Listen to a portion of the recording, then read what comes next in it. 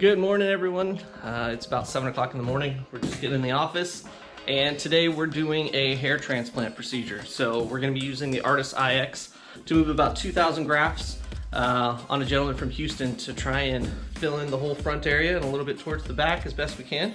So we're going to be working today on that most of the day. So I'm going to try and give you guys a little preview as to what it takes to do all this. And the first part of that is doing this.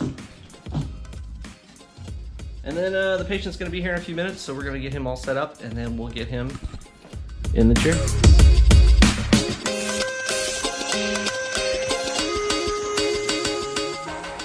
Setting up the Artas IX doesn't take long and it's pretty easy to do. However, we'll skip all that for now and get right into the procedure. When that's all done, it's off to get our patient's hairline designed and his scalp numbed up for the start of the day. Our patient on this day had a thinning area above the occipital protuberance, or that bony area you can feel on the back of your head. Protuberance is right here. This didn't leave us much room above that part of the scalp to work with, and so because of that we opted to go below the bony ridge as well as above to get more grafts. We also dyed the scalp a dark brown color because the Artas system sees dark hair better than blonde, gray, or red hair.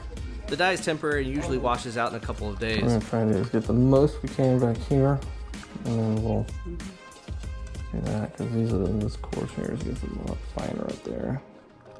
Once the lines are reinforced and everything's set, it's time to get in the chair. Start with the drink back first.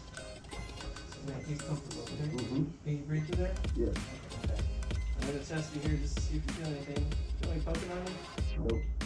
Feel that? Nope. Once we make sure the patient's scalp is completely numb, we bring in the robot to acquire its yellow skin tensioner and then draw in our borders where we want the robot to work. Before really getting going, we take a few test grafts and examine them to make sure our parameters are good. If the first 10 grafts look great, we let the robot run, all while I monitor the machine to make sure it's doing exactly what we want at all times. And just because the robot is doing all the precise harvesting doesn't mean I get to sit back and relax. There's a lot of moving around the room during this procedure.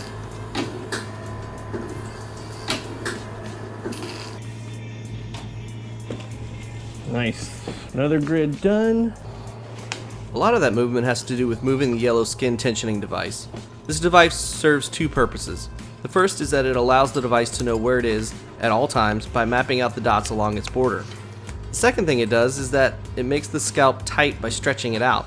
This allows the needle and the core to more easily penetrate the skin. It makes it easier for us to extract the grafts at the end of the grid. At the end of each grid, we have to release the tension bands and then move it on to the next area to harvest. Once we get the tensioner set in its new position, we retighten the tension bands and then inject some saline in the four corners to give the tensioner a more even turgor across the field. Okay, I got that skin turgor nice and tight. There we go. During the course of the procedure, we run through a number of grids, and the total number really depends on the amount of grafts we need.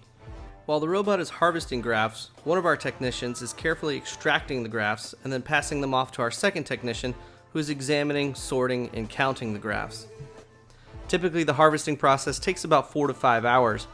When we have the total number of grafts we plan to take, we do a final detailed inspection of the harvest areas to make sure we don't leave any grafts behind.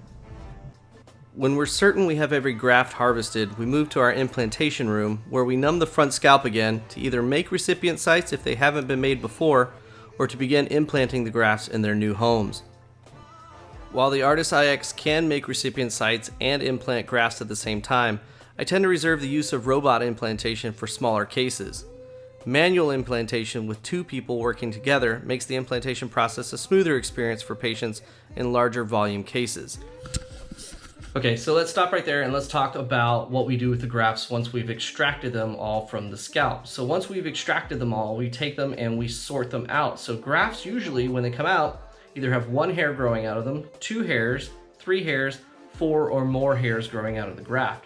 So we have specific areas of the scalp that we use these grafts for, and I'll show you right here. You'll see that this is our patient from the video that we've been working with. And if we take this and let's select the red color here, and the red color is going to be our single-haired grafts. So our single-haired grafts are usually reserved for the front hairline because these help give us the natural hairline that everybody sees. You naturally can see through a little portion of the front of the scalp in most people. and you can see just a little ways back. So we usually take the red color here would be the single hair grafts, and then what we do is we take the next color, which we'll take as yellow, and these will be the grafts with 2 hairs. So we typically alternate these single and double hairs, or double haired grafts, for the first 1 to 2 centimeters back from the front hairline. And that tends to give us the most reasonable, the most natural looking result for the hairline. So next, when we have grafts that have 3 hairs in them, we'll take them and kind of intersperse them a little bit and fade them in with the 2s a little bit towards the front here. But then we really use these to do a lot of the heavy lifting to provide that density that we need for the scalp. And that's all done through this area here with the 3s, and then when we run out, we'll bring in the 4s and fill in these areas. But it's really the grafts with 4 or more hairs growing out of them that really give us that density that most people are looking for when they have a hair restoration procedure done. So red is the singles, yellow is the doubles, green is the triples, and then the blue as 4 or more hairs growing out of the graft. So that should give you a pretty good idea of how we plan our approach once we've obtained all the grafts.